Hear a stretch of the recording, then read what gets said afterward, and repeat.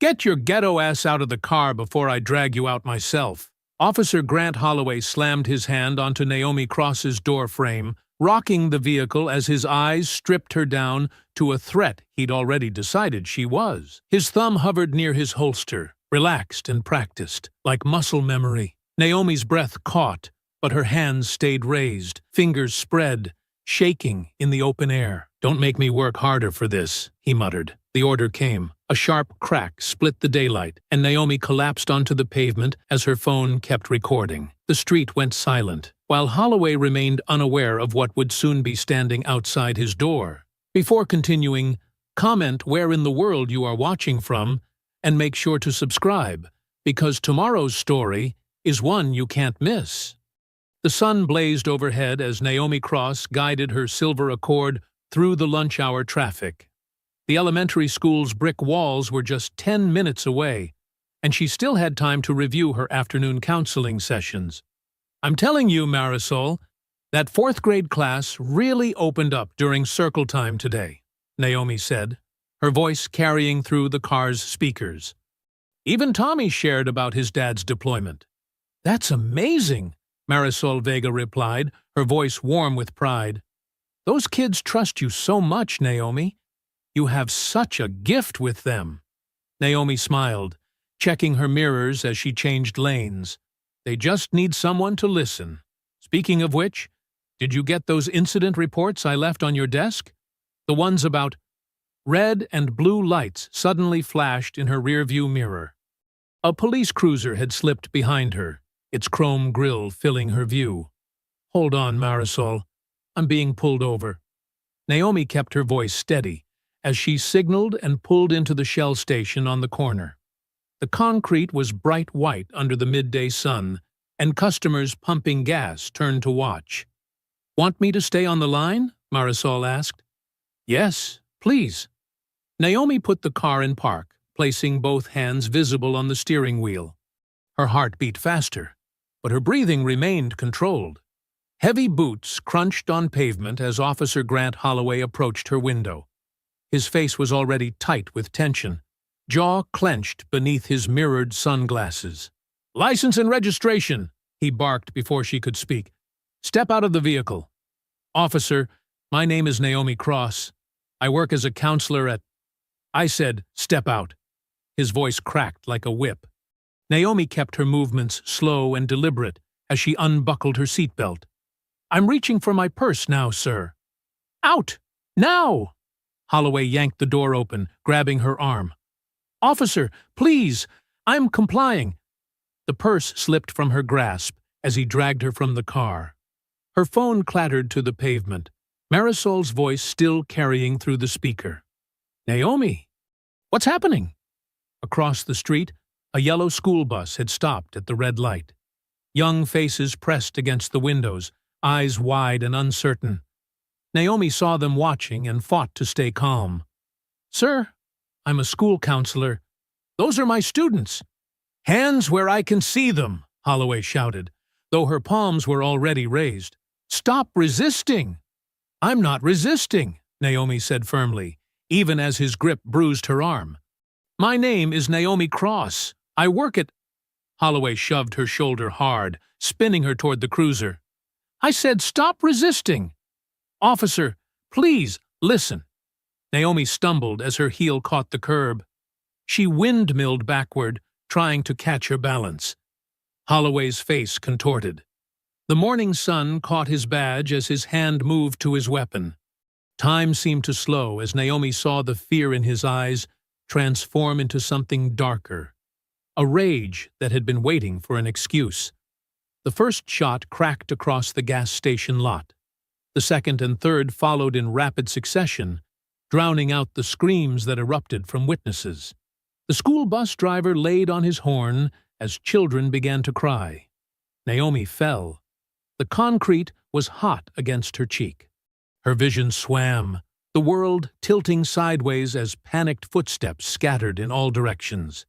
The gas station's security cameras stared down impassively, recording everything in merciless detail.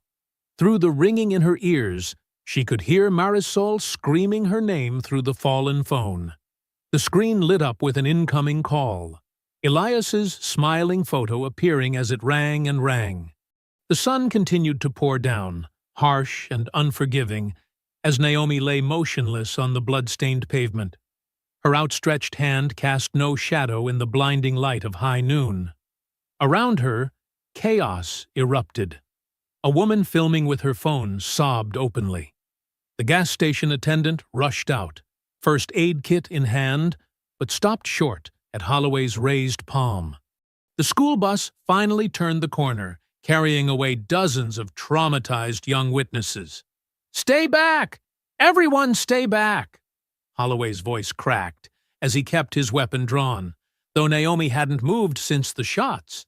His hand shook visibly now, sweat running down his temples. More sirens wailed in the distance. The gas station's security camera continued its methodical sweep, its red light blinking as it captured every detail. The growing pool of blood, the scattered contents of Naomi's purse, her phone still connecting her last moments to horrified listeners. The device buzzed again on the concrete, Elias's call going unanswered as his wife lay still under the merciless midday sun. The screen was cracked now, spiderwebbing across his face, but the phone kept ringing, desperate to make a connection that would never be completed. The gathering crowd pressed against the yellow caution tape that Holloway hastily strung up, their phones raised high to document the scene. The officer's commands grew more frantic as he tried to control the situation that had spiraled so violently beyond his grasp. But Naomi remained silent and unmoving, her professional attire now stained dark against the white concrete. The lunch-hour traffic continued to flow past the gas station, drivers slowing to stare at the tableau of tragedy illuminated by the stark midday light. And still her phone rang, Elias's name flashing repeatedly on the shattered screen. Each unanswered call a heartbeat marking time in a world that had irreversibly changed. Elias Cross heard the sirens before he saw the crowd. His heart pounded as he accelerated through yellow lights, weaving through traffic toward the Shell station. The mass of people grew visible, phones raised high, faces shocked and tearful. He abandoned his car half on the curb, shoving through the gathered onlookers. "That's my wife," he said, voice tight but controlled. "Let me through." The crowd parted. Time seemed to freeze as Elias took in the scene beneath the bright blue sky. Naomi lying motionless on the concrete, paramedics crouched over her still form, their movements already carrying the heavy resignation of futility. Her phone lay shattered nearby, his own missed calls still lighting up the cracked screen. "Sir, you need to stay back," an officer called out, reaching for Elias's shoulder. Elias didn't break stride. "That's my wife." His voice carried across the lot, steady despite the tremor in his hands. The paramedics glanced up as he approached. Their faces told him everything before they could speak. The slight head shake, the sympathetic grimace, the way they slowly sat back on their heels. One of them reached for a white sheet. "Time of death, 10:43 a.m., the paramedic said quietly. Near his cruiser, Officer Holloway was already spinning his story into his radio, voice pitched high with manufactured stress. Subject became combative, reached for my weapon, feared for my life. A local reporter, Hank Soder, pushed through the crowd with his camera rolling. His weathered face was grim as he captured the scene. The blood on the concrete, the scattered contents of Naomi's purse, the school bus tire marks still visible where it had pulled away. Across the street, a woman in workout clothes stood filming with trembling hands. Lila Benton, Elias recognized her from the neighborhood. Despite her obvious fear, she kept her phone steady, documenting everything. A police sergeant with sweat stains under his arms tried to wave phones down. "Everyone needs to stop recording and clear the area," he barked, moving toward Lila. Elias smoothly intercepted him, placing himself between the sergeant and Lila. He said nothing, but his posture spoke volumes, shoulders squared, feet planted, eyes locked on the sergeant's face. "Sir, step aside!" The sergeant grabbed Elias's arm roughly. In one fluid motion, Elias pivoted, breaking the grip with practiced precision. No punch thrown, no dramatic takedown, just a simple disarm that left the sergeant stumbling backward, face flushing red as the crowd murmured. Other officers tensed, hands moving to weapons. Elias remained perfectly still, his calm somehow more unsettling than any show of aggression. "Keep recording," he said quietly to Lila, who nodded, her phone still raised. Hank Soder moved closer, making sure to capture every detail. The morning heat was building, shimming off the pavement as Elias finally knelt beside his wife. He brushed a strand of hair from her face with infinite gentleness. "I'm here, love," he whispered, his composed expression cracking for just a moment. "I'm here." The crowd had grown larger now, spilling into the street. Cars slowed to witness the tableau. The grieving husband, the defensive officers, the dead woman on the ground beneath a merciless sun. Someone had placed flowers by the gas station door. A child's drawing of Naomi appeared, taped hastily to a light pole. Elias stood slowly, his movements deliberate. He turned to face the gathered cameras, his silence drawing everyone's attention.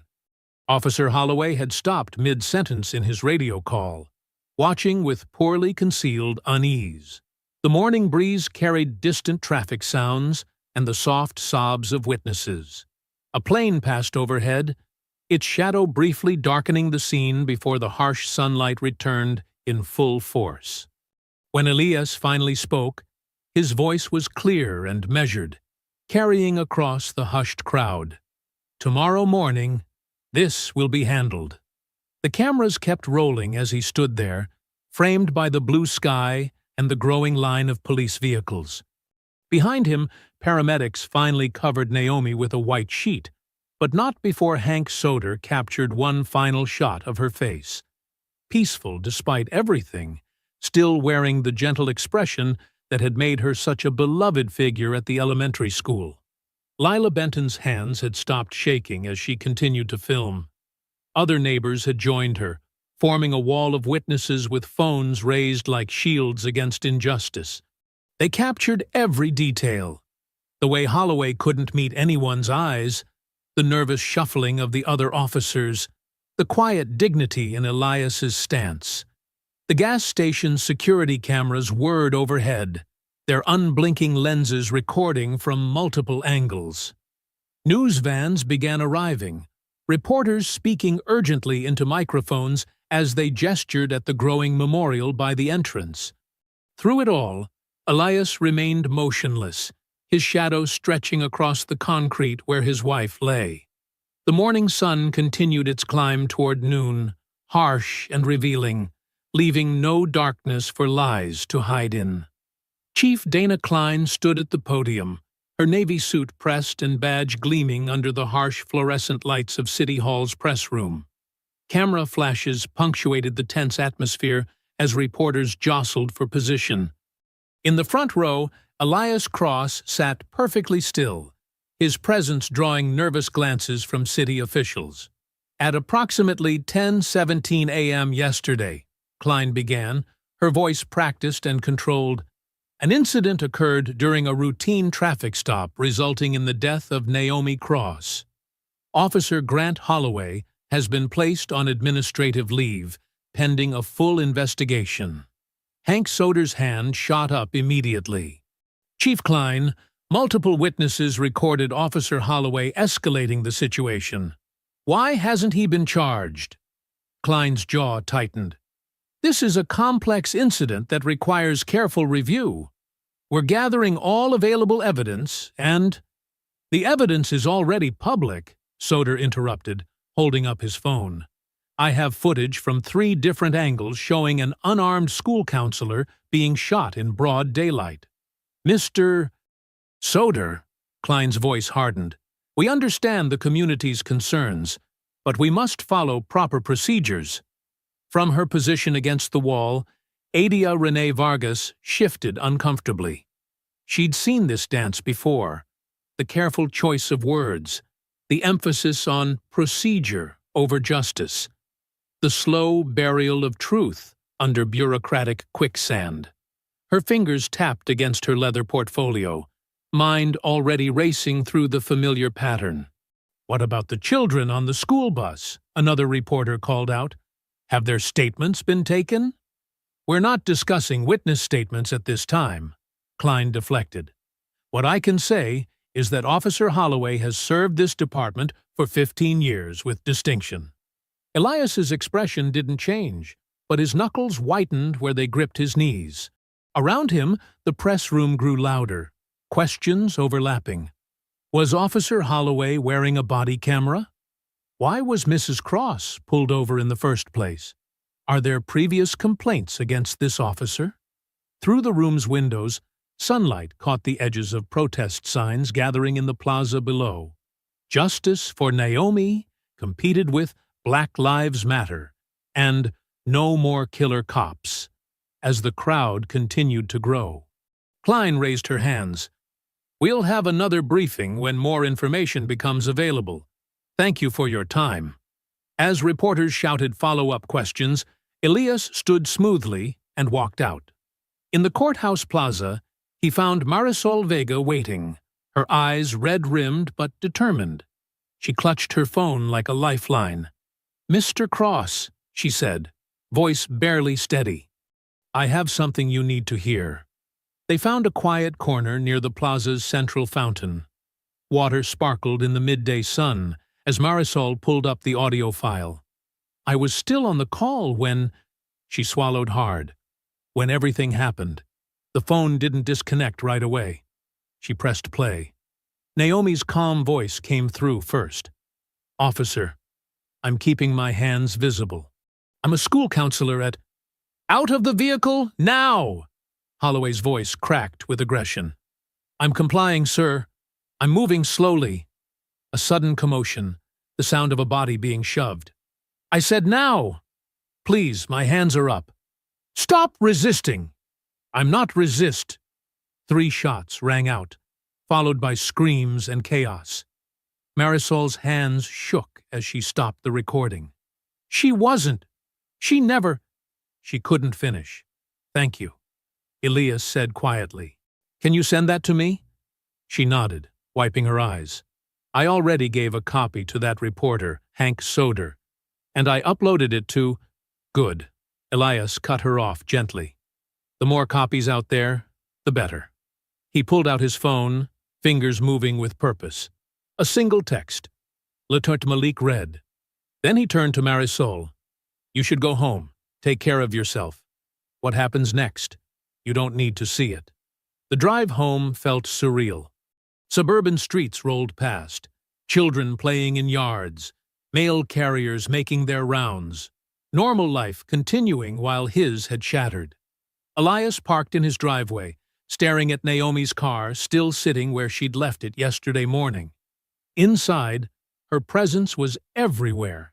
Half-finished tea on the counter, lesson plans spread across the dining room table, her reading glasses perched on top of a stack of student files. Her work bag sat by the door where police had dropped it after collecting her personal effects. Elias picked up the bag, his movements careful as he opened the main compartment. Among scattered papers and office supplies, a sealed manila envelope caught his eye.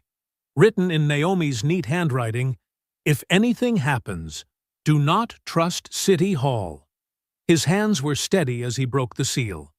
Inside, he found carefully organized documents, property maps of predominantly black neighborhoods, lists of names and dates, financial records showing a pattern of targeted foreclosures, and paper clipped to the front, a single sheet with one word written in bold. Retaliation. The sun streamed through the kitchen window, illuminating the spread of documents on the counter. In the distance, a police siren wailed, but Elias didn't look up. He was already memorizing names, connecting dots, seeing the bigger picture his wife had uncovered. and died for. Outside, the afternoon light began to soften, but the truth in his hands remained sharp and clear as broken glass. A neighbor's wind chimes tinkled in the breeze, an incongruously peaceful sound in a world that had lost its center.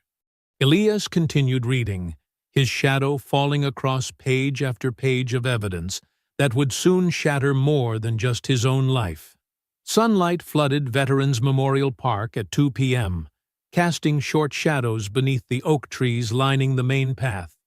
Children laughed on the playground while parents watched from nearby benches.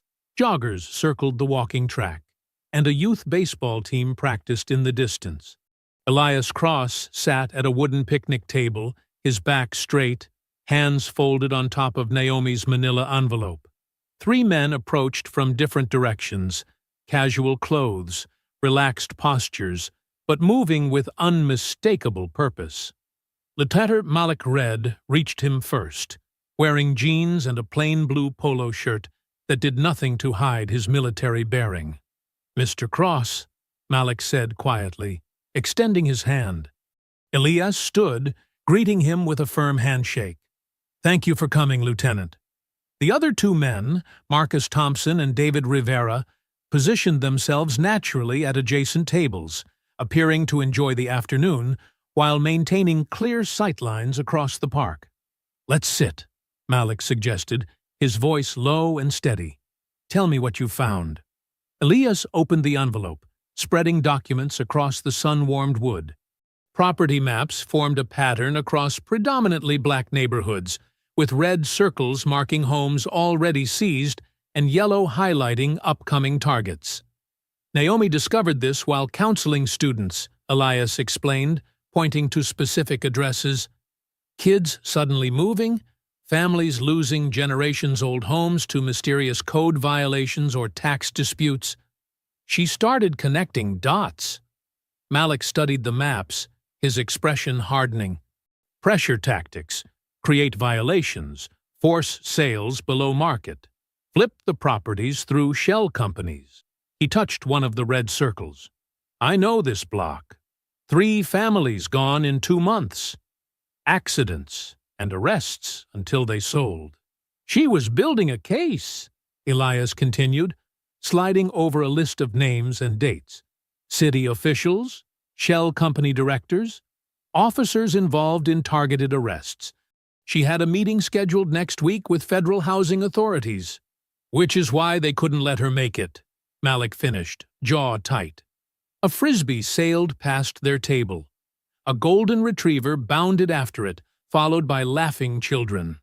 The normal scene felt surreal against their conversation's weight.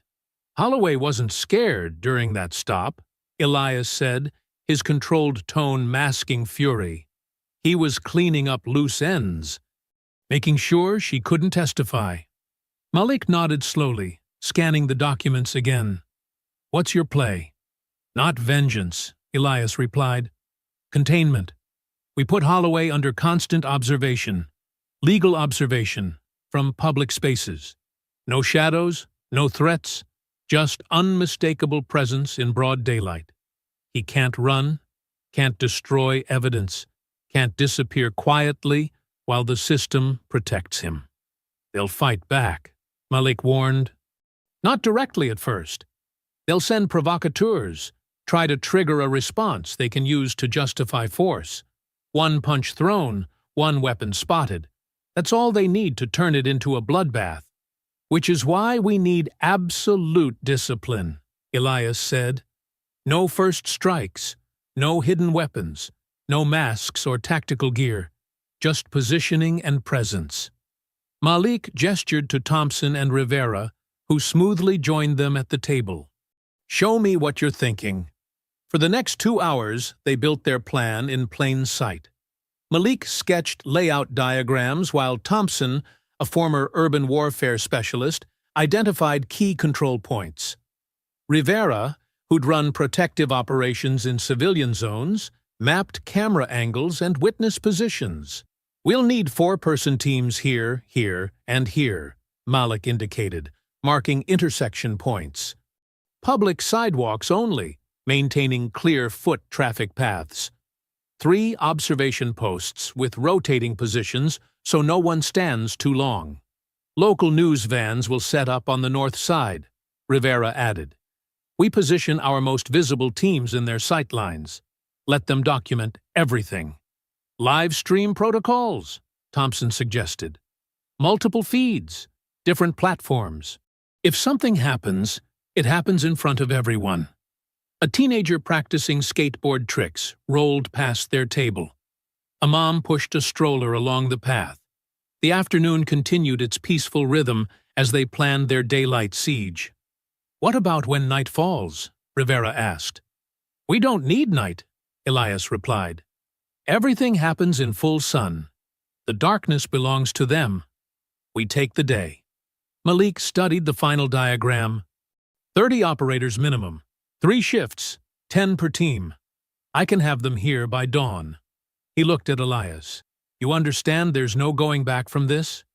Once we move, everything changes. Everything already changed, Elias said simply. Now we just make sure everyone sees it. They spent another hour refining details. Emergency response protocols, media interaction guidelines, contingency routes. Every movement would be recorded, every position documented, every action witnessed by dozens of cameras and hundreds of eyes. One final thing, Malik said as they prepared to leave. When this starts, stay centered, stay visible. Let them see the calm in your eyes while their world spins apart. Elias nodded, gathering Naomi's documents. The late afternoon sun cast long shadows now, but tomorrow would bring new light. Malik pulled out his phone and sent a single message to a secure group. 11 a.m. tomorrow. Full visibility. The children's laughter from the playground carried across the park. A pickup baseball game was starting on the field. Parents called their kids home for dinner. The world spun on, unaware that tomorrow would change everything. The morning sun climbed steadily over Cedar Grove, casting crisp shadows across manicured lawns and freshly washed cars. At 10:45 a.m., Elias Cross stood motionless on the sidewalk, his presence drawing curious glances from early risers walking their dogs. Officer Grant Holloway's 2-story colonial loomed ahead, a temple of suburban security now transformed into a fortress of fear. The curtains twitched regularly, betraying the nervous movements inside. The street held its breath, temperature rising degree by degree as the morning aged toward noon. A paperboy finished his route. A mail carrier methodically worked his way down the opposite side, pretending not to notice the tension building like summer heat. At 10:52, the first pair arrived, Isaiah Cole and Marcus Thompson, wearing polo shirts and pressed khakis, moving with the fluid grace of apex predators dressed as accountants. They took positions 2 houses apart, their stance casual but precise. 3 minutes later, Devon Price and James Wilson appeared from different directions, claiming their own sections of public sidewalk. More pairs materialized every few minutes, some walking, others parking cars blocks away and strolling in. Each man positioned himself with mathematical precision, creating an invisible web of overlapping fields of view. No dramatic gestures, no tactical gear, just quiet competence and unshakable focus. Neighbors emerged onto porches and driveways, phones raised. Lila Benton's hands trembled slightly as she started her live stream from her front steps, but her voice remained steady. They're arriving in pairs. No weapons visible, just standing, watching. Must be 20 or 30 of them now. By 10:58, Malik Red appeared beside Elias. Perimeters set, he murmured. All approaches covered. Response teams in position. Inside Holloway's house, shadows shifted behind blinds. A face appeared briefly in an upstairs window. Holloway himself, complexion ashen despite the warming day. He vanished quickly, but his agitation was visible even through the glass. The distinctive rumble of a news van announced Hank Soder's arrival. The veteran reporter emerged with his cameraman, immediately grasping the story's visual power. 30 black men in civilian clothes, arranged in a living geometry of contained power, surrounding a police officer's house in broad daylight. "This is Hank Soder, reporting live," he began, camera rolling. "We're on Cedar Grove, where an extraordinary scene is unfolding." More media vehicles appeared, drawn by scanner chatter and social media buzz. Drone cameras buzzed overhead, capturing the perfect symmetry of the formation from above. At 11:07, the first patrol cars arrived. Cautious, lights off. The officers emerged slowly, hands conspicuously away from weapons. They recognized what they were seeing. Military discipline wrapped in civilian clothes, precise positioning that spoke of years of specialized training. "Sir," a young officer approached Elias, voice uncertain. "We've received complaints about—" "Public sidewalk," Elias interrupted calmly. "No laws being broken, no threats being made. We're simply ensuring Officer Holloway remains visible to the public." The officer retreated, conferring with his colleagues in hushed tones. More police arrived, forming their own perimeter outside the SEAL's position. The tension ratcheted higher under the climbing sun. At 11:23, the first attempt at provocation came. Trent Malloy, off-duty, red-faced, and spoiling for a fight, shouldered through the gathering crowd. He made straight for Devon Price, who stood like a statue on the corner. "You can't do this!" Malloy shouted, closing fast. "This is harassment! This is—" He shoved Devon's shoulder hard, trying to trigger a response. Devon moved like water. A subtle shift of weight, a precise grip, a controlled redirection of momentum. Suddenly, Malloy was airborne, then flat on his back on the sun-heated pavement. Devon had his arm locked and immobilized before the first gasp from the crowd. "Please don't touch me again," Devon said quietly, releasing the hold and stepping back to his original position. The entire interaction took less than 3 seconds. Dozens of phones captured the moment. Malloy scrambled up, face burning with humiliation, but 2 other officers pulled him away before he could escalate further. The message was clear. Violence would be met with precise, overwhelming skill, then immediately released. No escalation, no revenge, just clinical demonstration of complete control. By 11:45, the scene had crystallized into its final form. 30 black men in business casual attire, arranged in a perfect containment pattern. Police maintaining their own uncertain perimeter. Media cameras documenting every angle. Neighbors streaming every moment. And at the center, Holloway's house, a prison built of visibility and shame. The sun reached its highest point, eliminating shadows, bathing everything in revealing light. Elias stepped forward, his voice carrying clearly across the suddenly hushed street. "Officer Holloway, you're not leaving this street unseen." The words hung in the hot air, a promise and a sentence. Behind the curtains, Holloway's shadow paced like a caged animal, discovered and exposed in the unforgiving day. Inside his tactical vest, Hank's phone buzzed with messages from his station manager. Ratings were spiking as live feeds spread across networks. Lila's livestream count topped 10,000 viewers. Police radios crackled with confused requests for guidance from headquarters. The siege had begun, not with violence or threats, but with the simple power of being seen. Every minute would be recorded, every action witnessed, every attempt at concealment foiled by the relentless sun and unwavering eyes of the world. The midday sun beat down mercilessly on Cedar Grove as more police vehicles rolled in, their tires crunching slowly over the sun-baked asphalt. Elias Cross stood immobile beside Lantern Malik Red, watching heat waves distort the air above the pavement. Sweat beaded on foreheads, but none of the SEALs moved to wipe it away. Police cruisers now blocked both ends of the street, their presence growing from cautious observation to show of force. Officers stepped out with practiced synchronization, adjusting tactical gear and exchanging meaningful glances. "Here comes the circus," Malik muttered, noting 3 black SUVs approaching with official plates. Chief Dana Klein emerged from the lead vehicle, her pressed uniform and camera-ready smile a stark contrast to the tension saturating the street. She paused to wave at news cameras, then huddled with her command staff, speaking in hushed tones while pointing at various positions around the perimeter. "Looking for weak spots," Elias observed quietly. "They'll test us first." As if on cue, officers began probing the SEALs' formation.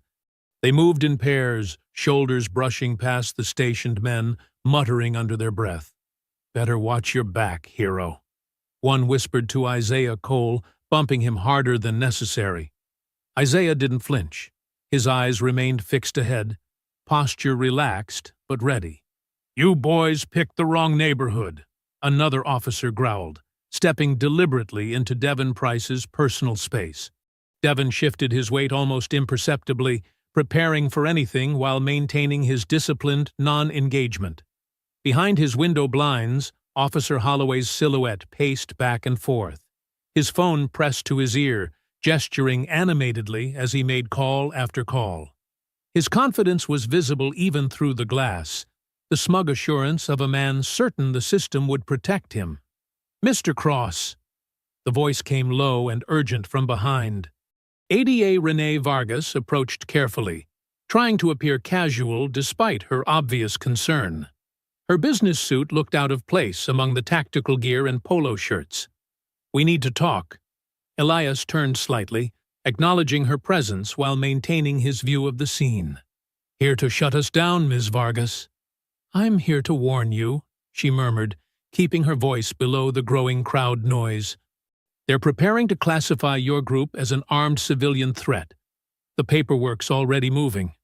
Even though we're unarmed and on public property? Facts don't matter right now. They need a pretext." She glanced nervously at the gathering police force. "Once that classification goes through, they'll have authorization for full tactical response." Elias nodded once, unsurprised. "Thank you for the warning." Malik caught the exchange and made a subtle hand gesture.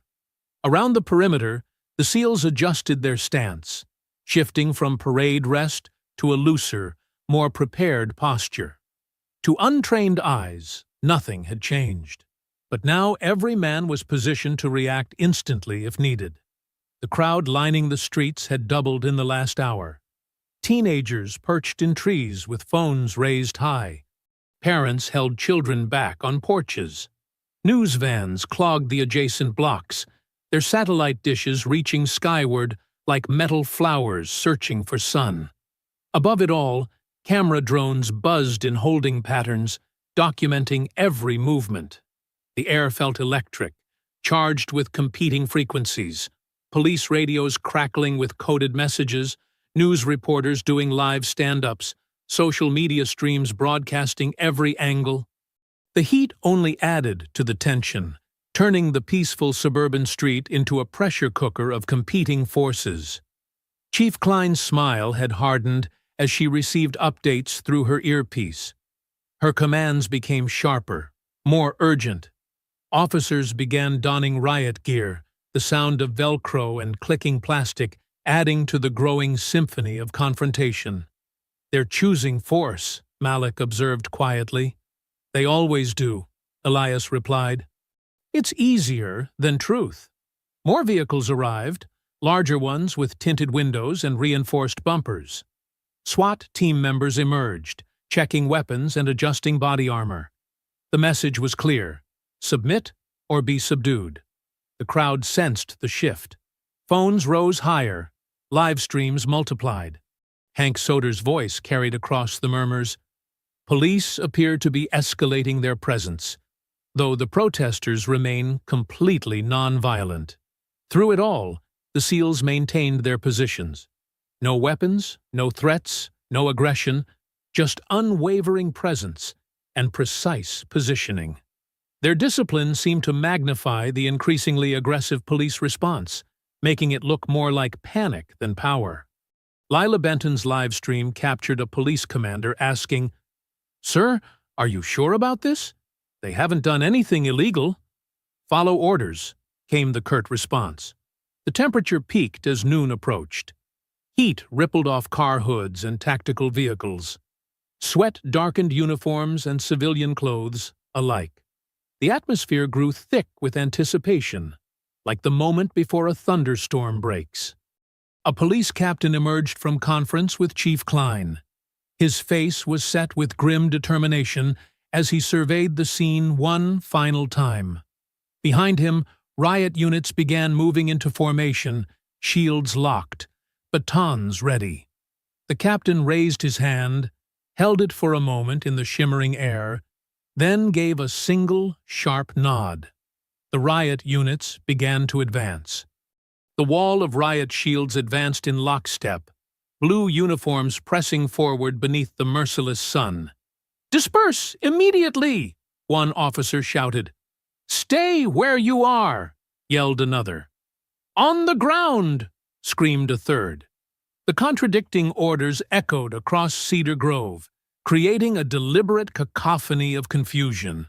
Elias recognized the tactic: create chaos, force mistakes, manufacture an excuse. The SEALs remained motionless as the line approached, their discipline a stark contrast to the aggressive advance. "Final warning!" Chief Klein's voice crackled through a megaphone. "Clear the area or face arrest." The riot line surged forward suddenly. A shield slammed into Devon Price's chest, driving him back a step. He absorbed the impact, hands still loose at his sides, face unchanged. The officer behind the shield cursed in frustration at Devon's lack of reaction. Isaiah Cole's controlled breathing didn't even falter when a baton caught him across the ribs. The striker was clumsy, telegraphing his move with tensed shoulders and shifted weight. Isaiah could have blocked it, countered it, ended it, but he took the hit instead, letting the cameras capture everything. "They're assaulting officers!" someone shouted, though every phone and news camera showed the opposite. The lie was desperate, transparent in the stark daylight. Lila Benton's live stream captured it all. The men in civilian clothes aren't fighting back. They're just standing there while police— Her voice cut off in a gasp as another baton swung. The SEALs held their position, their restraint making the police aggression look increasingly unhinged. Sweat ran down faces on both sides, but where the officers' expressions showed rage and fear, the SEALs remained impassive, controlled. "Move in!" Chief Klein ordered through the megaphone. "Take them down!" Her words were interrupted by running footsteps. Trent Malloy, still in civilian clothes from his earlier humiliation, charged through the police line straight at Elias. His face was twisted with fury, hands balled into fists, all pretense of procedure abandoned. But Malloy never reached his target. Letwinters. Malik Red stepped into his path with surgical precision, catching Malloy's wild rush with practiced ease. There was no dramatic collision, no theatrical display, just a redirect of momentum that sent Malloy face first into the sun-baked pavement with bone-jarring force. The impact seemed to snap something in the police line. An officer near the back raised his taser, hands shaking. The probes fired wide, missing his target entirely and striking a parked car. The electrical discharge sparked against metal, and the car's alarm began wailing. The crowd's reaction was instant. Screams erupted as people scrambled backward. Camera phones wobbled, their footage jerking wildly. Parents grabbed children off porches, dragging them inside. News crews pushed closer, fighting for better angles. "They're armed!" someone yelled from the police line, though not a single SEAL had drawn a weapon or raised a fist. Another taser fired, then another. probes crossed in the air like deadly threads weaving chaos. A bystander fell, caught by stray voltage. More screams, more alarms, more lies dying in the sunlight. Through it all, Elias stood unmoved, watching as the last threads of official fiction unraveled. Every phone, every camera, every witness could see the truth, could see who was escalating and who was restraining, who was provoking and who was protecting. The SEALs' formation had shifted imperceptibly during the chaos, adjusting to protect the crowd while maintaining their discipline. No one had broken ranks. No one had thrown a punch. No one had given them the excuse they wanted. Then Officer Holloway's voice cut through the noise. "Just shoot the bastards!" He was leaning out his front door now, face red with rage and fear. "They're threatening officers! Use force!" Those words hung in the air for one heated heartbeat. Malik's eyes met Elias's. A decision crystallized between them. Not to start a riot, but to end this farce before someone died. Malik's command was short and sharp. Control and contain. The shift was instantaneous. One moment the SEALs were static targets. The next, they were liquid precision. An officer raised his baton high, telegraphing another wild strike. Isaiah Cole caught the arm mid-swing, twisted, and drove the man to his knees with clinical efficiency. Another officer lunged with his shield, trying to crush Devon Price against a cruiser. Devon slipped the attack like water, redirecting the shield's momentum until its wielder stumbled forward. The officer's feet left the ground for one weightless moment before gravity reasserted itself. The first officer hit the pavement hard, shield clattering away across sun-heated asphalt. The sound seemed to trigger something primal in the police line, a sudden realization that their authority was not absolute, their power not uncontested. The street erupted, batons swung, bodies moved. The carefully maintained order dissolved into desperate chaos. But this was no longer a riot. It was a lesson in the difference between violence and control, between force and skill, between authority and power. An officer threw a wild punch at Elias. Malik caught the fist almost gently, turned it just so, and let physics finish the lesson. The officer's own momentum carried him forward into a painful introduction to gravity. More officers fell, not from brutal strikes or excessive force, but from their own aggression turned against them. Each takedown was precise, controlled, and captured in high definition by dozens of cameras. There would be no ambiguity, no room for creative reports, no way to hide what was happening in the bright light of day. "Stop!" Chief Klein's voice cracked over the megaphone. "Everyone, stop!" But momentum had taken over, and the street had become a stage where every lie would be exposed, every abuse of power answered, all under the unforgiving eye of the midday sun. The street erupted into controlled chaos as the SEALs moved with practiced efficiency. No hesitation, no wasted motion, just the fluid coordination of men who had trained together for years. They split into pairs automatically, each team moving as a single unit. Devon Price locked eyes with his partner as three officers charged their position. The first officer swung his baton in a wild arc. Devon stepped inside the strike, letting the weapon pass harmlessly overhead, while his partner slipped behind the attacker. In one smooth motion, Devon trapped the officer's arm and redirected his momentum. The man's feet left the ground, and he slammed hard into a parked cruiser, the impact echoing down the street. "Get them!" Chief Klein's voice crackled through the megaphone, but her commands were drowned out by the sounds of combat. Isaiah Cole moved like water through the melee, his movements precise and economical. An officer lunged at him with a shield. Isaiah sidestepped and drove his knee into the man's thigh. As the officer stumbled, Isaiah's elbow found the pressure point beneath his arm.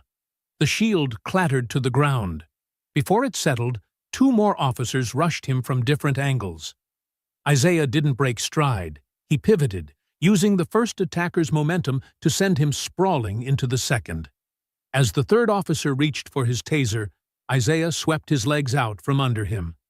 All three hit the pavement in rapid succession, controlled, deliberate takedowns that looked almost gentle on camera but left the officers unable to continue. "They're resisting!"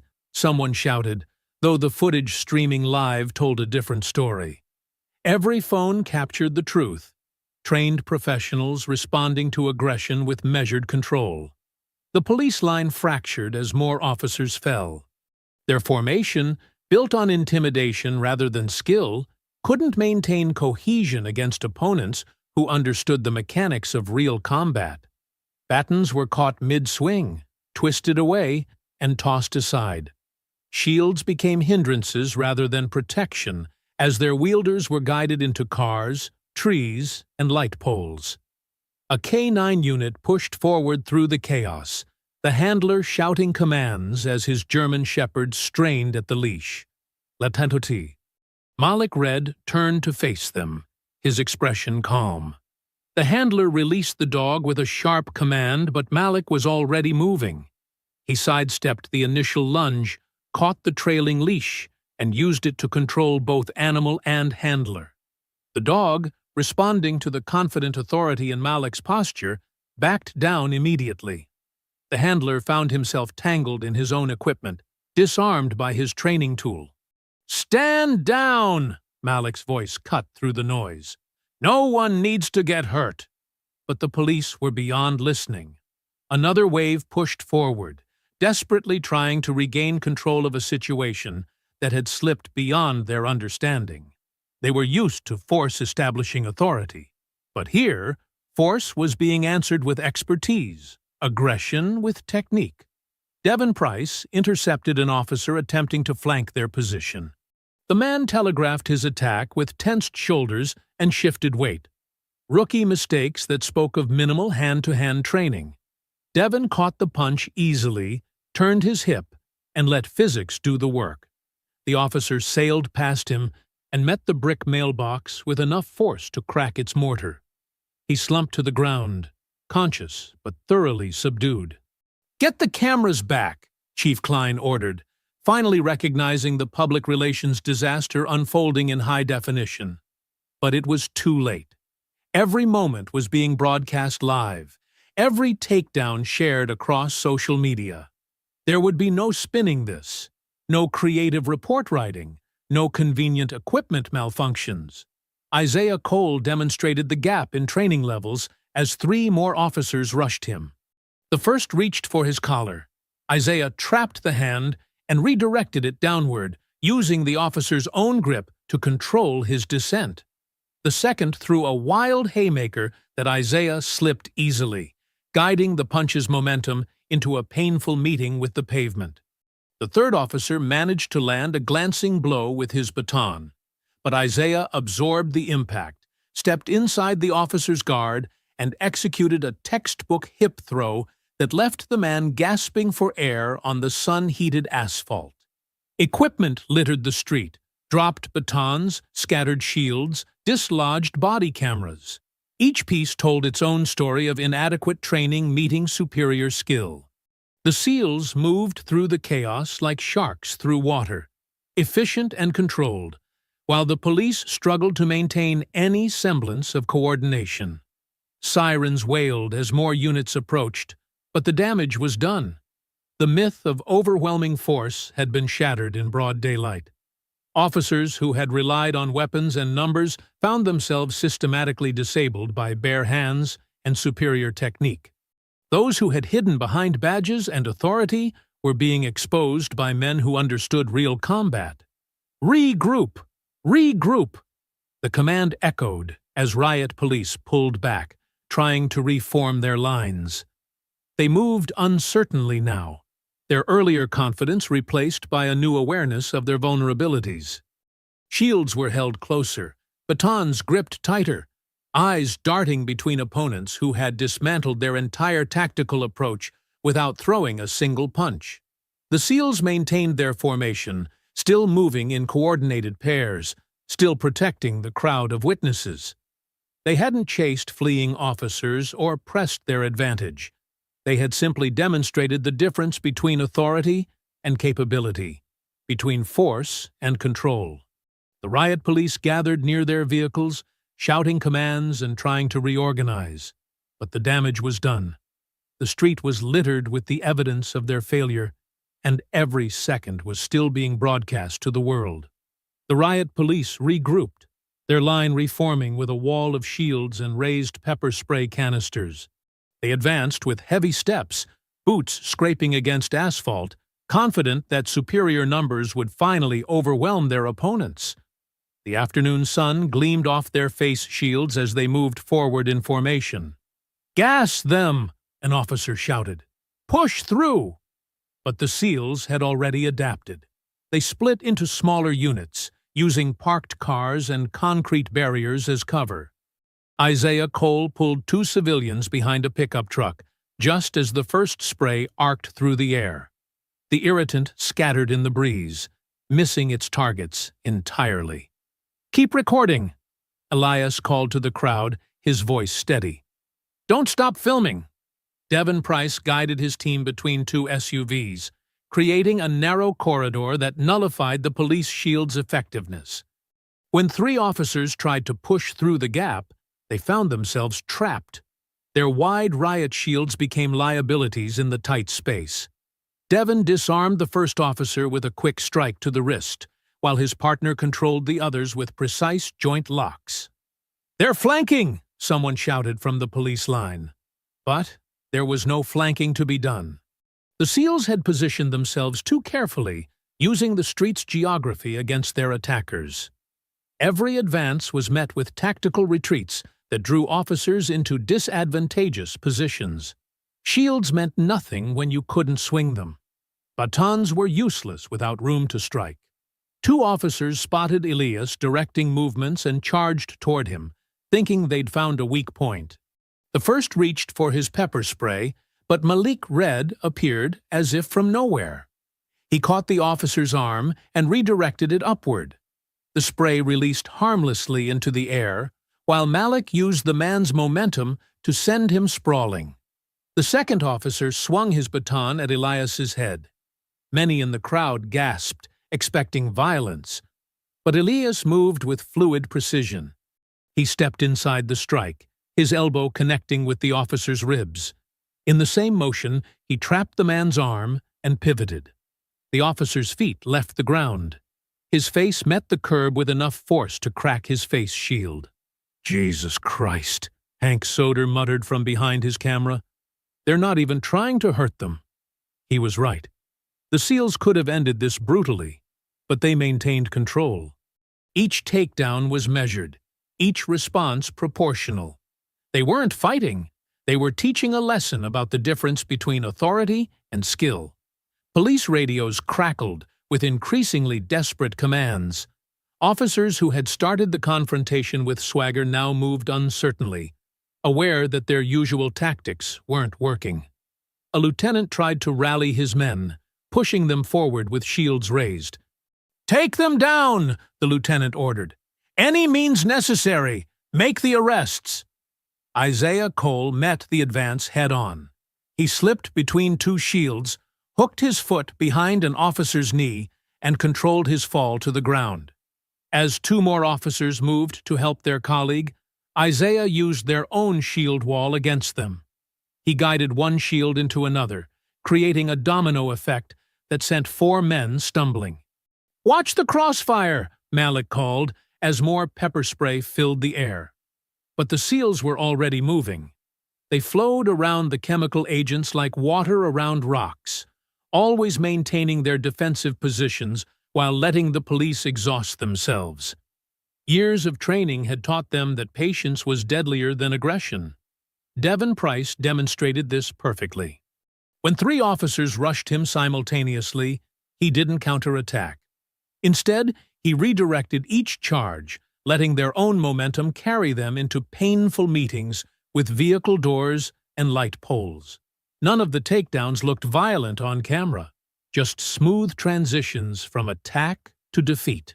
The crowd had grown larger, phones raised high to capture every moment. They witnessed police tactics crumbling against superior training and discipline. Each failed attack, each controlled takedown, streamed live across social media. There would be no official narrative to spin, no way to hide what was happening in the bright afternoon sun. A commander's voice boomed through a megaphone. "This is your final warning. Submit to arrest, or we will escalate force." That's when everything changed. Grant Holloway, who had been watching from behind his curtains, finally snapped. He threw open his front door and stormed onto his porch, face red with rage and fear. "What are you waiting for?" he screamed at the police line. "Finish it! That's what we do, right? Finish it!"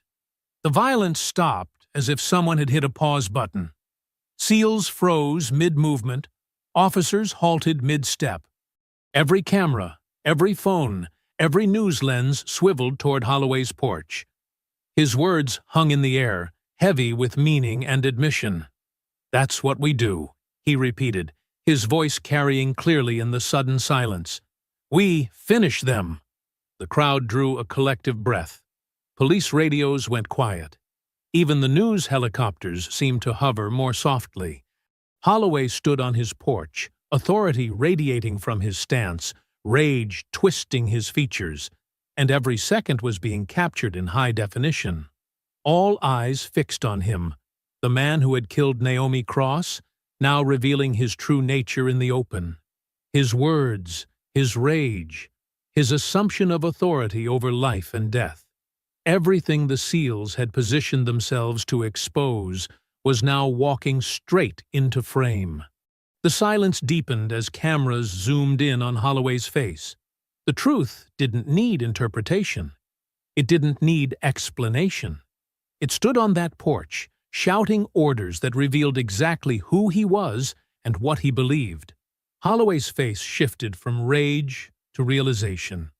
The cameras caught every micro-expression as it dawned on him what he'd just revealed. His authority, his assumed immunity, had betrayed him in one unguarded moment of fury. He stood frozen on his porch, mouth slightly open, as if trying to snatch his words back from the air. Ada Renee Vargas emerged from the crowd, her professional demeanor a stark contrast to the chaos around her. In her raised hand, her phone displayed Marisol Vega's recording from Naomi's final moments. She positioned herself where both feeds could capture her voice clearly. "Play them side by side," she called to the news crews. "Today and yesterday. Let everyone hear the same man, the same voice, the same intent." The recordings began to circulate instantly. On one, Holloway's voice barked impossible commands at Naomi, followed by the sounds of aggression and gunshots. On the other, his fresh outburst rang with the same entitled rage, the same assumption of deadly power. The juxtaposition needed no commentary. "Naomi!" someone in the crowd called out. Others took up the name, building into a rhythmic chant that echoed off the suburban houses. "Naomi! Naomi!" Police commanders huddled near their vehicles, radioing frantically for guidance. Their careful choreography of provocations and responses had backfired. Instead of the SEALs appearing as aggressors, Holloway himself had painted the true picture, one of institutional arrogance and casual violence. Chief Dana Klein arrived, her face tight with controlled panic. She whispered urgently to her command staff while glancing at the media presence. The headlines were already writing themselves, and none of them would follow her preferred narrative. "Officer Holloway," she called out, her voice carrying professional concern, "please step inside. We need to secure your safety." But Holloway didn't move. He stood paralyzed by the weight of exposure, his swagger replaced by visible fear. Two sergeants approached him, their movements careful under the scrutiny of dozens of lenses. "Come on, Grant," one muttered. Don't make this worse." They took his arms, guiding him down the porch steps with firm grips that looked protective but felt punitive. Holloway stumbled slightly, his trained intimidation crumbling as handcuffs clicked around his wrists. "This is for your protection," Chief Klein announced to the cameras. "Given the volatile situation." "Given the truth," someone shouted, cutting through her practiced speech. Elias watched the performance with cold understanding. He'd seen this dance before. The show of action, the pretense of accountability, all carefully staged to diffuse public anger without creating actual change. He caught Malik's eye and gave a slight nod. The SEALs maintained their positions, unmoved by the theater before them. "Clear the area!" Orders began flowing through police radios. "Push back the crowd! Secure a perimeter!" Officers who had been humbled minutes before found new confidence, forming lines to push back observers. News crews were directed to safe distances. Phones were blocked by raised shields. The containment wasn't just physical, it was informational. Within 2 hours, Holloway sat in an air-conditioned office while investigators reviewed the situation. By 3 hours, terms like context and prior service entered the official statements. 4 hours brought the first mentions of procedural concerns about the evidence against him. Elias received word through Renee Vargas. A sealed indictment was being prepared, not against Holloway, but against him. The charges would include coordinating civil unrest and inciting violence against law enforcement. The SEALs would be named as co-conspirators unless they dispersed immediately. The afternoon sun began to soften as police systematically cleared the streets. Neighbors were encouraged to return to their homes. Media vehicles received parking citations that required immediate relocation. The crowd that had witnessed everything was slowly dispersed, pushed back block by block until only a core group of observers remained. Just before sunset, Holloway emerged from the police station. His smirk had returned, along with his badge and gun. He stood on the steps, deliberately visible, straightening his uniform while cameras caught his triumphant return to duty. "The matter has been thoroughly reviewed," Chief Klein announced, standing beside him. "Officer Holloway has been cleared of any procedural violations." The ride back to his house was a procession of patrol cars, lights flashing to clear his path. He stepped onto his porch once more, the same spot where he'd exposed himself hours earlier. But now his confidence was restored. The system had protected him, just as it always had. Elias stood with Malik and the remaining SEALs, watching Holloway's performance from their legal observation distance. The afternoon's victory had dissolved into familiar institutional deflection. Evidence would be questioned. Witnesses would be pressured. The machinery of protection was already grinding into motion. "They're going to come for you next," Malik said quietly. Elias nodded, his expression unchanged. The driveway where Holloway now parked was the same one he'd been so desperate to defend that morning. The porch, where he now stood triumphant, was the same one where he'd revealed his true nature. Every detail, every location, every player was exactly where they needed to be. Holloway raised his hand in a mocking wave to the few remaining observers. He made a show of unlocking his door, of claiming his territory again. His body language broadcast victory, dominance, and the unshakable confidence of a man certain the system would always take his side. The sun touched the horizon, painting the street in deep orange as Holloway disappeared inside his house. He had survived the day. He had weathered the exposure. He was free, untouched, and certain of his invulnerability. The battle, it seemed, had ended exactly as such battles always did, with authority protecting its own. After Holloway's triumphant return, police began systematically clearing the neighborhood. Officers moved door to door, suggesting residents return inside. News vans received citations requiring immediate relocation. The crowd that had witnessed everything slowly dispersed under the methodical pressure of authority reasserting control.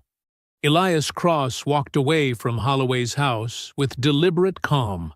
Lieutenant Malik read beside him. Their controlled exit confused the remaining cameras.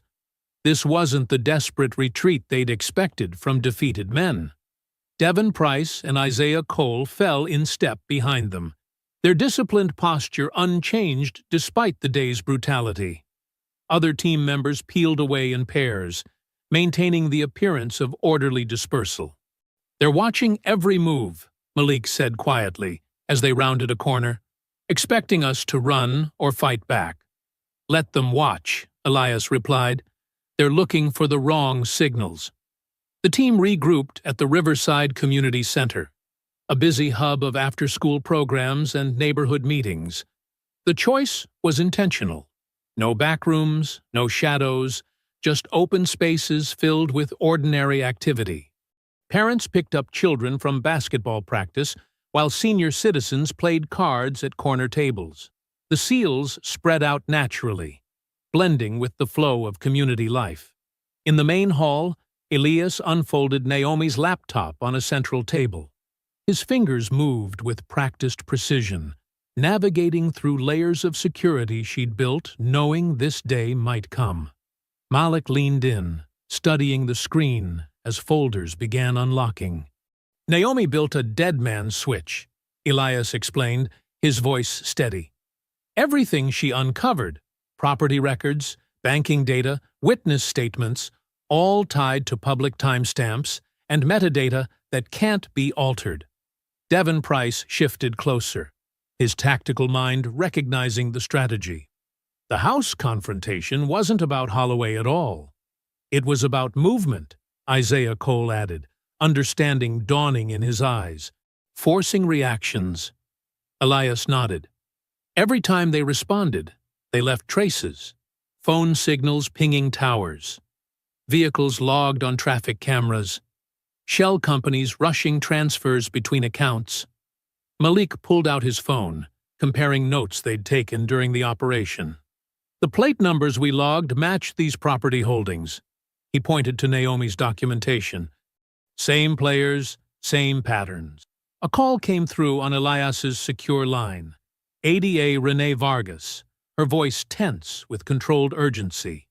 "The office is in chaos," she reported. "Subpoenas are hitting faster than legal can block them. Someone triggered automatic filing protocols in 3 different jurisdictions.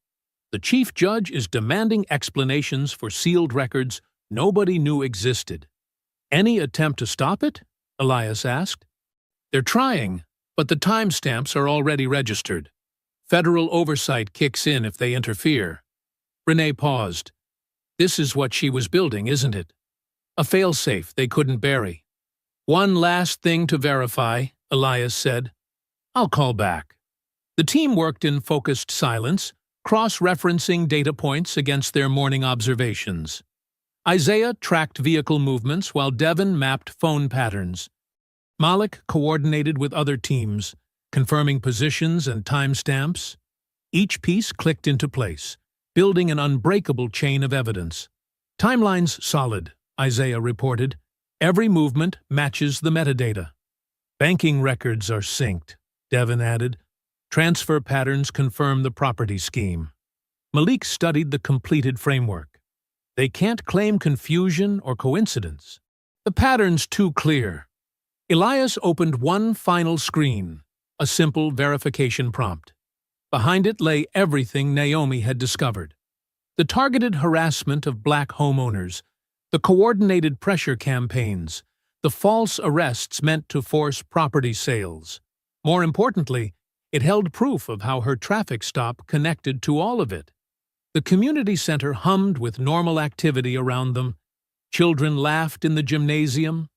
A yoga class started in the adjacent room.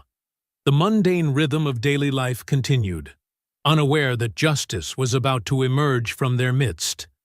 Elias's finger hovered over the key. This was Naomi's final act of protection, not just for herself, but for every person the system had tried to silence. She'd built it carefully, patiently, knowing the truth would need more than one voice to break through. The team stood ready, each understanding their role in what would follow.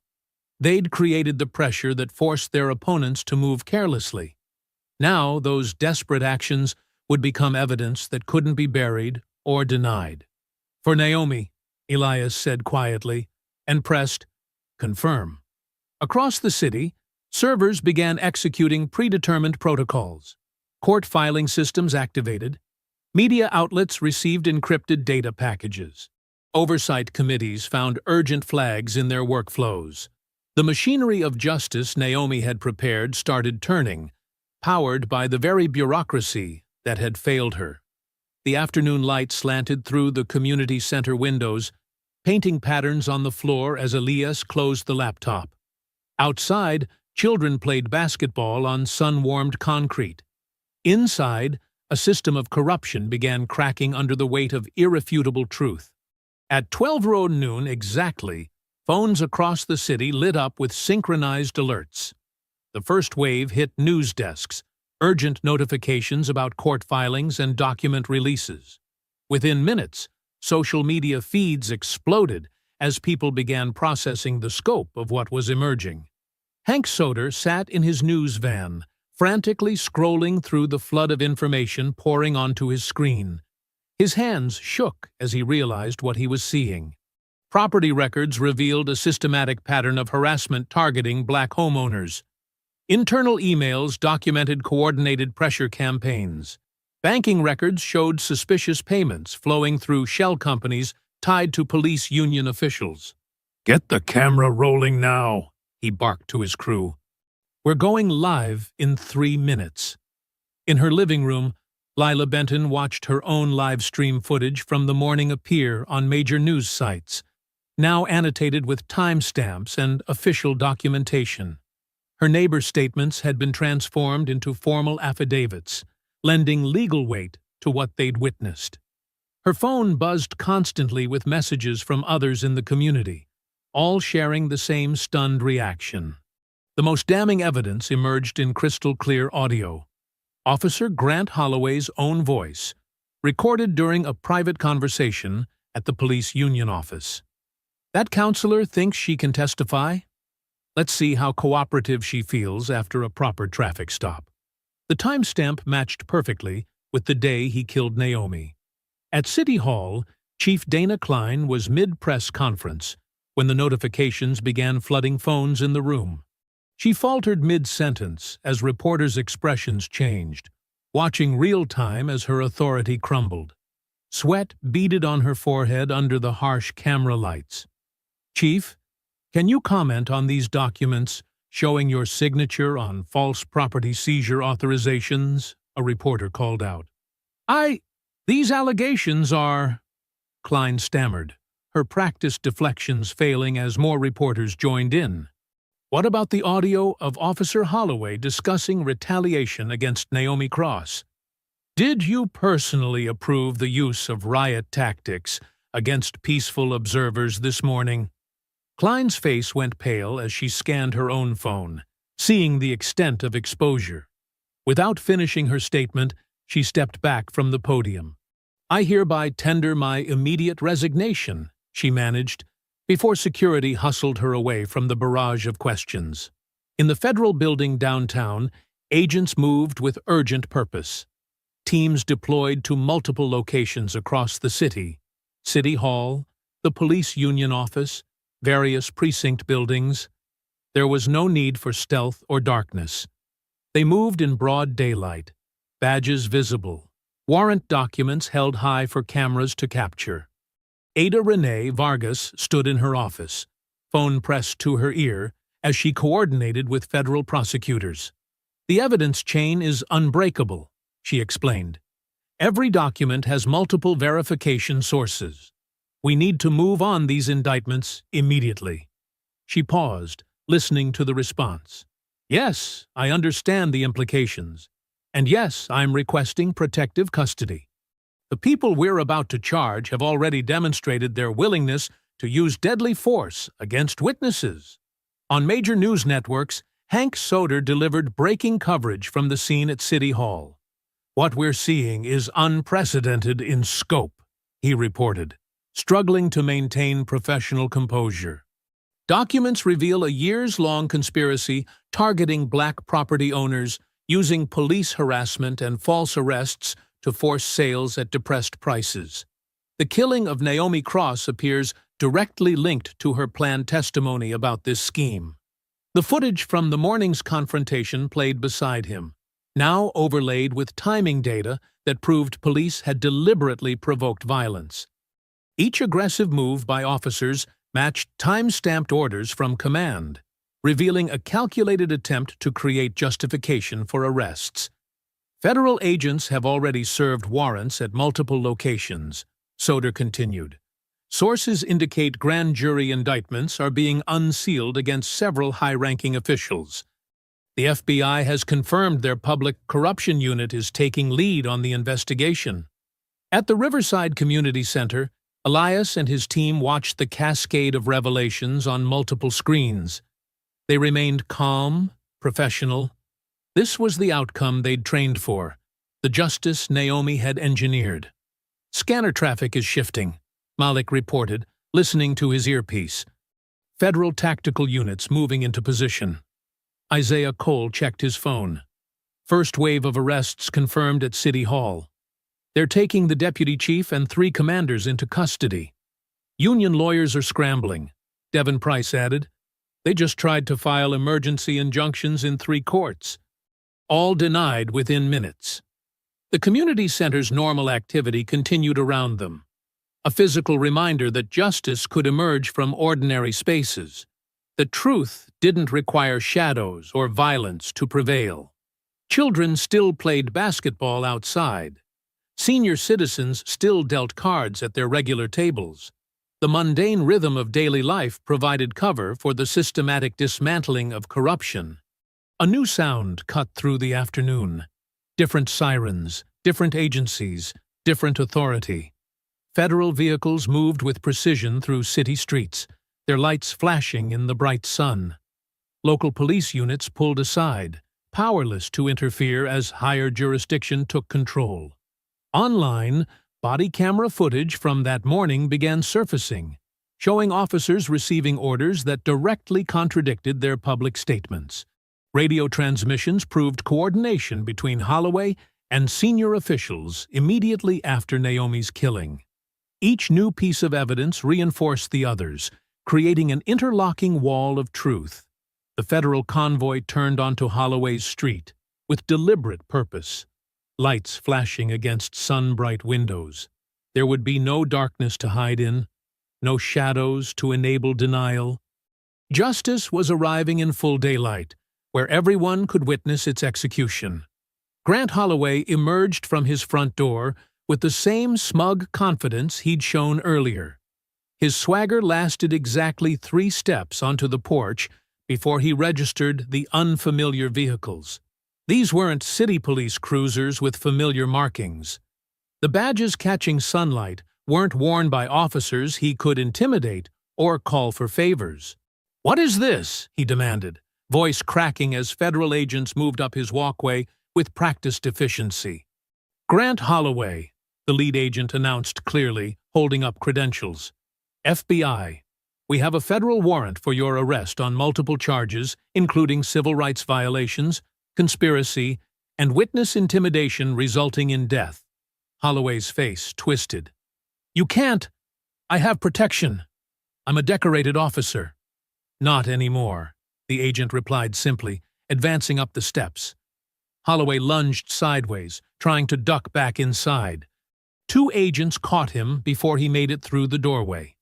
He thrashed, throwing an elbow that caught one agent in the chest. The response was immediate and overwhelming. 4 sets of hands drove him down, his cheek scraping concrete as they secured his arms behind his back. Blood dripped bright red onto the sun-bleached sidewalk. Holloway writhed, but the agent's grip was implacable. Unlike the local police confrontation earlier, no crowd rushed forward to interfere. Neighbors watched silently from their porches. News cameras rolled from a respectful distance. This was pure procedure, the methodical application of federal authority. "You're making a mistake!" Holloway shouted as they hauled him upright. "I was following orders. Ask the chief. Ask the union." "They're being arrested, too," an agent informed him coldly. Across town, coordinated raids swept through offices and homes. The deputy police chief was led out of a country club lunch meeting in handcuffs. 3 commanders were taken into custody at the Union Hall. A prominent real estate developer who'd profited from the property scheme was arrested in front of his downtown high-rise. Les Titres. Malik Red's team maintained discreet observation positions, ensuring key witnesses reached protective custody safely. They watched Marisol Vega, still carrying Naomi's final phone call recording, escorted by federal marshals to give her official statement. Lila Benton and other neighborhood witnesses were similarly secured, their testimony now crucial evidence rather than ignored complaints. "Movement on your 3, Devin Price murmured into his radio, spotting a police union lawyer rushing toward the federal building with a stack of emergency motions. "Let him go," Malik replied. "His paperwork's already been rejected by 3 judges. He's just making his billable hours." The team maintained their vigilance. Even with federal authority taking control, they knew desperate people might still lash out. Their caution proved warranted when a figure suddenly broke from behind a parked car, charging toward Elias with rage-blind intensity. "This is all your fault!" the man screamed, a patrol officer who'd worked closely with Holloway for years. Devin Price moved like liquid lightning. He intercepted the attacker 3 steps from Elias, redirecting the man's momentum into a controlled takedown that ended with a precision arm lock. No punches thrown, no excessive force, just pure tactical efficiency that left the would-be assailant helpless on the pavement. Federal agents quickly took custody of the officer, adding another charge to the growing list. Devin resumed his position without comment, ever professional. The incident barely caused a ripple in the ongoing operation. Back at Holloway's house, agents conducted a thorough search as their suspect continued to unravel. His shouted claims of just following orders grew more specific and incriminating with each passing minute. Every word was recorded, every accusation noted for follow-up investigation. "The chief signed off on everything," he ranted as they guided him toward a waiting vehicle. "The union guaranteed protection. We had a system." News helicopters circled overhead, their cameras capturing his meltdown in high definition. Local stations had already begun breaking down his accusations into investigative segments, comparing them against the evidence Naomi had collected. "Ask about the Thompson property on Oak Street," Holloway screamed, seemingly unaware he was confessing to additional crimes. "Ask how many others got the same treatment as that counselor." The growing crowd maintained a strange silence, as if witnessing a solemn ceremony rather than an arrest. Parents held children close. Elderly residents who'd lived through decades of similar injustices wiped quiet tears. This wasn't celebration. It was something deeper, more cathartic. Holloway's legs finally gave out as they reached the federal vehicle. He sagged between 2 agents, the fight draining from him as reality set in. His badge and gun had already been seized as evidence. His uniform would soon be replaced by prison clothes. The system he'd trusted to protect him had crumbled in the harsh light of accountability. "Wait," he tried one last time, voice breaking. "I can give you names. I know who ordered the hit on—" An agent shut the car door, cutting off his desperate offer. The tinted windows hid him from public view, but his silhouette was still visible. Head bowed, shoulders slumped in defeat. Elias stood perfectly still as the convoy prepared to depart, his expression impossible to read. Years of strategic planning, months of gathering evidence, weeks of precise coordination, and days of tactical execution had led to this moment. Federal lights flashed against the houses, marking time until the vehicles pulled away. Holloway's voice could still be heard faintly through the window, growing more panicked as he realized this wasn't something he could talk his way out of. The convoy rolled forward with implacable purpose, taking him away from the neighborhood he'd terrorized, the badge he'd abused, and the impunity he'd relied on for so long. The intersection of Maple and 4th stood empty under the bright afternoon sun, orange cones directing traffic away from the small gathering. The same gas station where Naomi Cross had lost her life now served as a silent witness to a different kind of moment. Community members clustered together, their faces solemn but determined. Lila Benton stepped forward, gripping one edge of the cloth covering the memorial plaque. Her hands trembled slightly, but her voice carried clearly across the hushed crowd. "We're here because one of our own spoke up. Because Naomi Cross believed in doing what's right, even when it was dangerous." Mrs. Washington, who'd taught at the elementary school for 30 years, took hold of the other corner. "This isn't just about remembering. It's about witnessing, about making sure nothing stays hidden anymore." Together, they pulled the cloth away. Sunlight caught the polished bronze, making the words gleam. Naomi Cross witnessed. Remembered. Justice comes in full light. Children, from the school where Naomi had worked, stood quietly with their parents. Some held small bouquets of flowers, others simply watched with solemn eyes that had seen too much. A young girl stepped forward to lay a hand-drawn card beneath the plaque. Traffic cones were gradually moved aside, allowing cars to resume their normal flow. But drivers slowed naturally, perhaps sensing the weight of the moment. The crossing guard, Mr. Phillips, raised his sign with extra care as he guided the first group of students across the newly renamed intersection.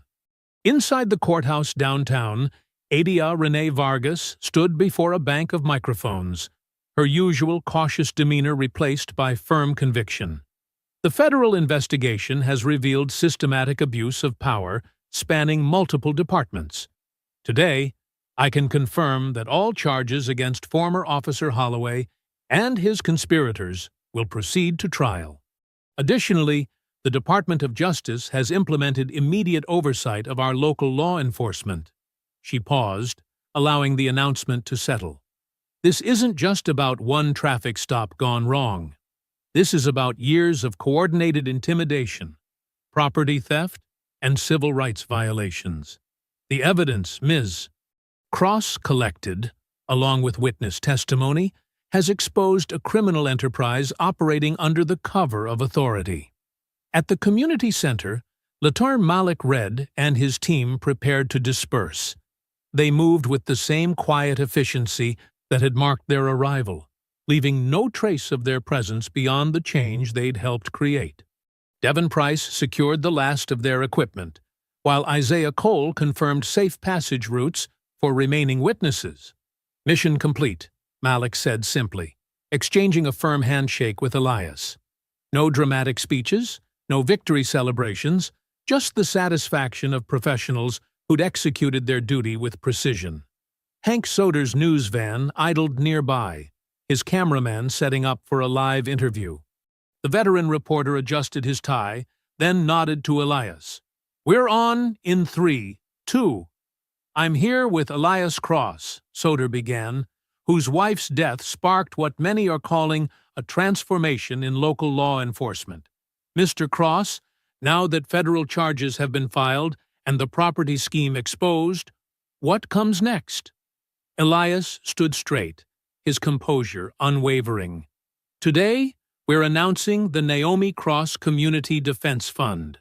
Using assets seized from the corrupt officials and developers, we'll provide legal protection for vulnerable homeowners. This was never about revenge. It was about ensuring no other family faces what we faced." "Your wife's evidence proved crucial," Soder noted. "Did you know what she was documenting?" "Naomi believed in doing things in the open," Elias replied. "She kept records because she knew sunlight is the best disinfectant. The courage wasn't just hers, It belonged to every neighbor who filmed, every witness who spoke up, every person who refused to look away. Throughout the city, a collective exhale seemed to ripple through streets and neighborhoods. Outside the police station, officers who'd opposed the corruption privately now felt empowered to speak. In community meetings, residents began sharing stories they'd kept quiet for years. The weight of silence lifted, replaced by the harder but cleaner work of reform. The afternoon light softened as the crowd gradually dispersed from the intersection. Parents led children home, cars resumed their regular patterns, and the city's pulse found a new rhythm. There was grief in the air. There would always be grief where injustice had taken root, but something else flowed alongside it. Clarity. Purpose. The understanding that change, while painful, was possible. Marisol Vega paused by the plaque, touching it briefly before heading back to the school where her friend should have been. Mr. Phillips helped another group of students cross, his orange vest bright against the darkening sky. Lila Benton's live stream had ended, but her camera remained close, ready to record whatever came next. As shadows lengthened across the pavement, Elias stood alone before the memorial. His hand rested lightly on the warm metal, feeling the engraved letters beneath his fingers. The gas station's lights flickered on, and traffic moved steadily through the intersection where everything had changed. No sirens wailed, no shots rang out, just the ordinary sound of a community continuing forward, altered but unbroken, witnessed and remembered. The late afternoon sun stretched across the city, casting long shadows that couldn't hide anything anymore. Elias Cross stood at his kitchen window, watching the neighborhood children play basketball in the street, the same street where 30 Navy SEALs had stood their ground just weeks ago. The sound of bouncing balls and laughing voices replaced the memory of sirens and shouts. His phone buzzed with another news alert about Holloway. The former officer sat in federal custody now, facing a tower of charges that read like a textbook on abuse of power. Civil rights violations, conspiracy, obstruction of justice, and wrongful death. The prosecutors had added new charges yesterday after finding more evidence in the property scheme files. Elias picked up his coffee mug, one of Naomi's favorites, chipped but still useful, and walked onto his front porch. "Done." Washington waved from across the street as she tended her garden. Before all this, she'd been afraid to spend too much time outside, worried about patrol cars circling the block. Now she worked in her yard daily, proudly reclaiming her space. His phone lit up with a text from Renee Vargas. "Holloway's lawyers trying to deal. We're not interested. Trial dates set for next month." He replied with a simple thumbs-up emoji. Let them squirm. Let them face the sunshine they'd tried so hard to avoid. Down the block, Lila Benton was teaching her teenage son how to use a professional camera. She'd turned her impromptu live streaming into a citizen journalism program, training others to document their community with skill and purpose. The local news station had even hired her as a consultant. Hank Soder's latest article appeared in his news feed. Property seizure scheme unravels, more officials implicated. The veteran reporter had found his backbone, digging deeper into stories he'd once been afraid to touch. His coverage had sparked investigations in other cities, where similar patterns were emerging. A patrol car rolled past, one of the new officers, wearing the required body camera that never turned off. The driver nodded respectfully to Elias. The department's federal oversight had brought changes: transparent complaint procedures, community review boards with actual power, and the end of internal investigations. Sunlight had become policy. Devin Price had opened a self-defense center in the community hall, teaching residents how to protect themselves legally and effectively. His classes filled up instantly, especially the ones for women and seniors. Isaiah Cole sometimes helped, showing people how to document encounters safely while standing their ground.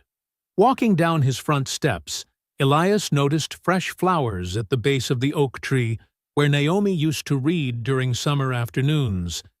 The neighbors kept the memorial alive without being asked, each small bouquet a reminder that the community's memory stayed strong. His phone buzzed again. A message from Lieutenant Malik read, "Anytime." Just one word, but it carried the weight of absolute certainty. If ever needed, 30 disciplined warriors would appear again, ready to stand in broad daylight for what was right. Elias smiled faintly as he deleted the message. The threat of their return would keep certain people honest far longer than any law. At the elementary school, Marisol Vega had taken over Naomi's counseling position. She'd expanded the program, helping kids understand their rights while teaching them about peaceful resistance. The children who'd witnessed Naomi's death were receiving special support, learning to transform their trauma into determination. The corner store owner, Mr. Rodriguez, waved as Elias passed. He'd installed better security cameras after everything happened, pointing them to cover not just his shop, but the entire intersection. Other businesses followed suit.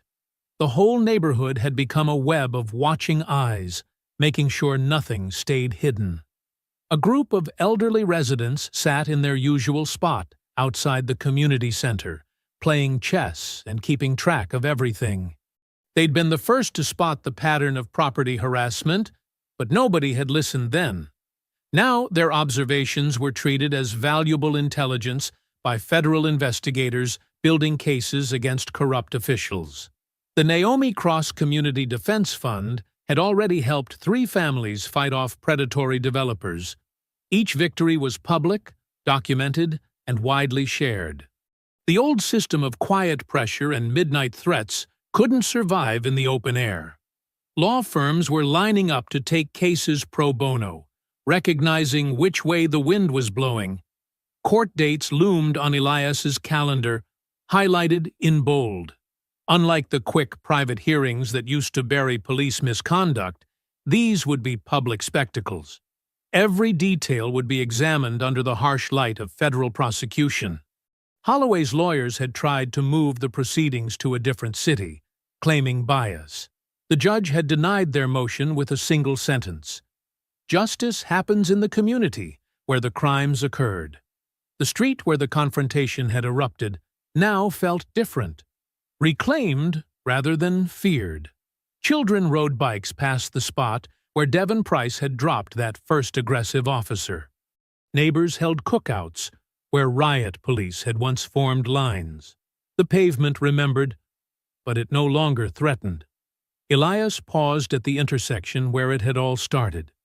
The gas station owner had painted his building, erasing the last visible scars of that day.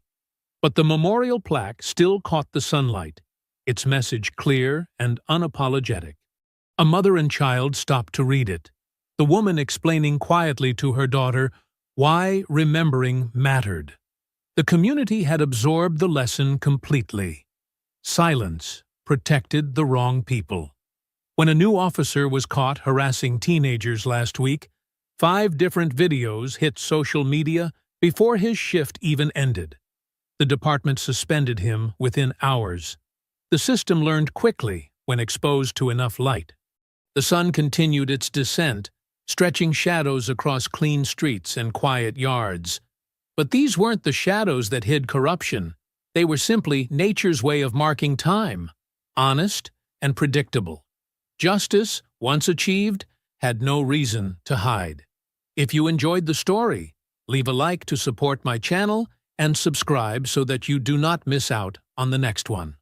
On the screen, I have picked 2 special stories just for you. Have a wonderful day.